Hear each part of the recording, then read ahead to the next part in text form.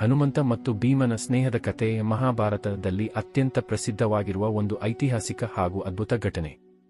ಇದು ಮಹಾಭಾರತದ ವೀರಯೋಧನಾದ ಭೀಮನ ಮತ್ತು ಹನುಮಂತನ ನಡುವೆ ನಡೆದ ಒಬ್ಬ ದೈವಿಕ ಸಂಬಂಧದ ಕುರಿತಾದ ಕಥೆ. ಹನುಮಂತನು ಶ್ರೀರಾಮನ ಕಾಲದಲ್ಲಿ ಪ್ರಮುಖ ಪಾತ್ರ ವಹಿಸಿದರೆ, ಭೀಮನ ಅವತಾರವು ತ್ರೇತಾಯುಗದ ನಂತರದ ದ್ವಾಪರಯುಗದಲ್ಲಿ ನಡೆಯಿತು. ಹನುಮಂತ ಮತ್ತು ಭೀಮನು ಇಬ್ಬರೂ ವಾಯುದೇವನ ಮಕ್ಕಳು. ಹನುಮಂತನು ವಾಯುದೇವನ ಮರುಕಾವ್ಯಾರ್ಥವಾಗಿ ಹುಟ್ಟಿದ, ಭೀಮನು ಕುಂತಿಯ ವಾಯುವಿನ ಪ್ರಾರ್ಥನೆಯಿಂದ ಜನಿಸಿದನು. ಹೀಗಾಗಿ ಈ ಇಬ್ಬರಲ್ಲಿಯೂ ವಾಯುದೇವನ ತೇಜಸ್ಸು ಹಾಗೂ ಶಕ್ತಿ ಕಾಣಸಿಗುತ್ತದೆ.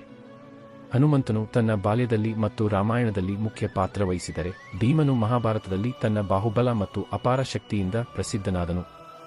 ಮಹಾಭಾರತದ ಅಧ್ಯಾಯದಲ್ಲಿ ಯುಧಿಷ್ಠಿರನು ಅವನ ಇಚ್ಛೆಯಂತೆ ರಾಜಸೂಯ ಯಾಗವನ್ನು ನಡೆಸಲು ಇಚ್ಛಿಸುತ್ತಿದ್ದನು.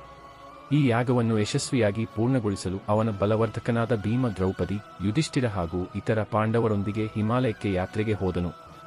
ಈ ಯಾತ್ರೆಯ ಸಂದರ್ಭದಲ್ಲಿ ದ್ರೌಪದಿಯು ಸುಗಂಧವನ್ನಿತ್ತ ಒಂದು ಅಪೂರ್ವ ಹೂವಿನ ಬಗ್ಗೆ ಕೇಳಿ ಅದನ್ನು ತಂದಿತ್ತ ಆನಂದಿಸಲು ಕೇಳಿದಳು. ಈ ಹೂವು ಅಸೌಗಂಧಿಕ ಪುಷ್ಪ ಎಂಬ ಹೆಸರಿನಿಂದ ಪ್ರಸಿದ್ಧವಾಗಿತ್ತು.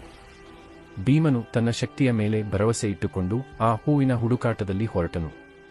ಯಾತ್ರೆಯ ಮಧ್ಯದಲ್ಲಿ ಭೀಮನು ಹಿಮಾಲಯದ ಅರಣ್ಯಗಳಲ್ಲಿ ಸಂಚರಿಸುತ್ತಿದ್ದಾಗ ಹನುಮಂತನಿಗೆ ಅವನ ಪಯಣದ ಬಗ್ಗೆ ತಿಳಿಯಿತು. ಭೀಮನ ಹೆಮ್ಮೆಯನ್ನು ಪರೀಕ್ಷಿಸಲು ಹನುಮಂತನು ವಾನರನ ರೂಪದಲ್ಲಿ ಭೀಮನ ದಾರಿಗೆ ಅಡ್ಡವಾಗಿ ತನ್ನ ತಲೆಯನ್ನು ಇಟ್ಟಿದ್ದನು. ಅವನ ದಾರಿಯಲ್ಲಿ ಬಲವಾದ ವಾನರನು ತನ್ನ ದೇಹವನ್ನು ದಾರಿಯಲ್ಲಿ ಹಾಕಿಕೊಂಡು ಮಲಗಿಕೊಂಡು ಭೀಮನಿಗೆ ದಾರಿ ತಡೆದಿದ್ದನು. ಭೀಮನು ಅವನ ದಾರಿಗೆ ತಡೆದ ವಾನರನನ್ನು ಬೇಗನೆ ಅಲ್ಲಿನಿಂದ ಹೋಗಲು ಹೇಳಿದನು. ಆದರೆ ವಾನರನು ಒಮ್ಮೆಯೂ ಅಲ್ಲಿಂದ ಹೊರಡುವ ಇಚ್ಛೆ ತೋರಿಸಲಿಸಿದಾಗ ಅವನು ಆ ಪೂಚೆಯನ್ನು ಚಲಿಸಲು ಸಹ ಸಾಧ್ಯವಾಗಲಿಲ್ಲ. ಅವನ ಎದುರು ಇರುವ ವಾನರನು ಸಾಮಾನ್ಯ ವ್ಯಕ್ತಿಯಲ್ಲ ಎಂದು ಅರ್ಥವಾಯಿತು. ಅವನು ತಕ್ಷಣವೇ ಸರ್ವಶಕ್ತನಾದ ಹನುಮಂತನನ್ನು ಗುರುತಿಸಿ ಭಕ್ತಿಯಿಂದ ಹನುಮಂತನಿಗೆ ವಂದನೆ ಸಲ್ಲಿಸಿದನು. ಹನುಮಂತನು ತನ್ನ ಅಣ್ಣನಾದ ಭೀಮನನ್ನು ಕಂಡು ಸಂತೋಷಪಟ್ಟು ಅವನನ್ನು ಹತ್ತಿರಕ್ಕೆ ಕರೆದು ಅವನನ್ನು ಆಶೀರ್ವದಿಸಿದನು.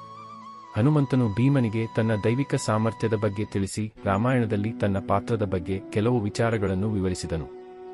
ಭೀಮನಿಗೆ ಹನುಮಂತನು ತನ್ನ ಸಾಮರ್ಥ್ಯದ ಬಗ್ಗೆ ತಿಳಿಸುತ್ತಿದ್ದಾಗ ಭೀಮನು ತನ್ನ ಅಣ್ಣನಾದ ಹನುಮಂತನಿಗೆ ತನ್ನ ಶಕ್ತಿಯನ್ನು ಬೆಳಗುವ ಅವಕಾಶವನ್ನು ಕೇಳಿದನು. ತನ್ನ ಆಶೀರ್ವಾದವನ್ನು ನೀಡಿ ಮಹಾಭಾರತದ ಸಮರದಲ್ಲಿ ಅವನು ಅತ್ಯಂತ ಶಕ್ತಿಶಾಲಿಯಾಗಲಿ ಎಂಬ ಆಶಯವನ್ನು ವ್ಯಕ್ತಪಡಿಸಿದನು. ಹನುಮಂತನು ಭೀಮನಿಗೆ ನೀನು ಮಹಾಭಾರತದ ಯುದ್ಧದಲ್ಲಿ ದ್ರೋಣ, ಕರ್ಣ ಮತ್ತು ದುರ್ಯೋಧನಂತಹ ಶಕ್ತಿಶಾಲಿ ಯೋಧರ ವಿರುದ್ಧ ಯಶಸ್ವಿಯಾಗುತ್ತೀ ಎಂಬುವಂತೆ ಆಶೀರ್ವಾದ ನೀಡಿದನು. ಕುರುಕ್ಷೇತ್ರದ ಮಹಾಯುದ್ಧದಲ್ಲಿ ಹನುಮಂತನು ಅರ್ಜುನನ ರಥದ ಧ್ವಜದ ಮೇಲೆ ತಿರುಗುತ್ತಿದ್ದ ಕಪಿಧ್ವಜ ಎಂಬ ಧ್ವಜದಲ್ಲಿ ತನ್ನ ಸಾನ್ನಿಧ್ಯವನ್ನು ನೀಡಿದನು. ಹನುಮಂತನ ಸಾನ್ನಿಧ್ಯವೇ ಅರ್ಜುನನಿಗೆ ಹಾಗೂ ಪಾಂಡವ ಸೇನೆಯನ್ನು ರಕ್ಷಿಸಲು ಕಾರಣವಾಯಿತು. ಅರ್ಜುನನ ಮತ್ತು ಕೃಷ್ಣನ ಬಾಹುಬಲಕ್ಕೆ ಜೊತೆಯಾಗಿರುವ ಹನುಮಂತನ ಶಕ್ತಿ ಮಹಾಯುದ್ಧದಲ್ಲಿ ಪಾಂಡವರ ಗೆಲುವಿಗೆ ಪ್ರಮುಖ ಕಾರಣವಾಯಿತು. ಭೀಮನು ತನ್ನ ಅಣ್ಣನಾದ ಹನುಮಂತನನ್ನು ಗುರುತಿಸಿದಾಗ ಅವನಿಗೆ ಹನುಮಂತನ ಬಾಹುಬಲದ ದೈವಿಕ ಶಕ್ತಿಯ ಮತ್ತು ಭಕ್ತಿಯ ಬಗ್ಗೆ ಅರಿವಾಯಿತು. ಹನುಮಂತನ ಮತ್ತು ಭೀಮನ ಸ್ನೇಹವು ಶಕ್ತಿಯ, ಬುದ್ಧಿಯ ಮತ್ತು ದೈವಿಕ ಸಂಬಂಧದ ಪ್ರತೀಕವಾಗಿದೆ. ಈ ವಿಡಿಯೋ ಇಷ್ಟ ಆದರೆ ಸಬ್ಸ್ಕ್ರೈಬ್ ಮಾಡಿ, ಇನ್ನೂ ಹೆಚ್ಚಿನ ವಿಡಿಯೋಗಾಗಿ ಬೆಲ್ ಬಟನ್ ಒತ್ತಿ. Thank you.